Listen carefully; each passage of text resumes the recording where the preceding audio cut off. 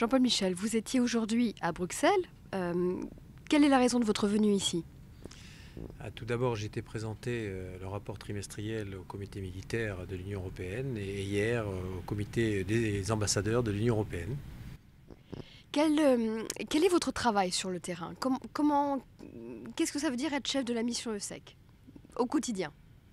Voilà, c'est animer et manager une équipe de conseillers et d'experts, d'assistants qui ont en charge d'appuyer les Congolais dans la démarche de réforme de leur armée. On en est à quelles étapes en ce moment dans la réforme? Comment se passe le travail au quotidien avec les Congolais? Ça se passe bien dans les domaines que l'Union européenne nous a chargés de réformer.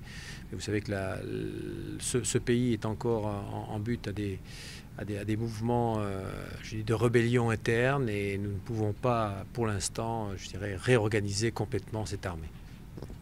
Il y a des difficultés d'ordre politique, logistique Surtout organisationnel, car il faut reconstruire cette armée. C'est une armée qui a été composée d'éléments un peu hétéroclites dus à l'histoire. Il s'agit maintenant de reconstruire ces unités. Mais malheureusement, comme elles sont engagées sur le terrain, on peut mener tous les domaines de réforme qui n'impactent pas directement le caractère opérationnel.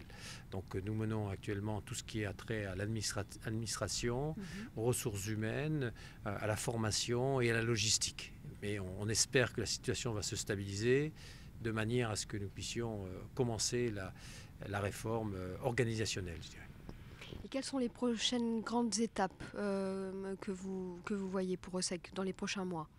Quelles sont les prochaines échéances? Voilà, alors dans le mandat, nous voudrions, après 15 ans d'interruption, par exemple, réouvrir une école de formation des sous-officiers. On espère que ça sera fait à cet été, où nous pourrions accueillir 400 sous-officiers pour les réformer. Et notre deuxième échéance aussi, c'est de complètement réaliser une base de données sur les personnels afin de pouvoir mener toutes les procédures administratives, comme par exemple la chaîne de paiement ou les salaires, de manière satisfaisante. Et l'Union européenne a une autre mission au Congo, EUPOL RD Congo. Comment vous travaillez avec EUPOL? Quelles sont vos relations? Voilà, d'abord, EUPOL, c'est la police, et eux, ils ont en charge le volet police du processus de la réforme du secteur de sécurité.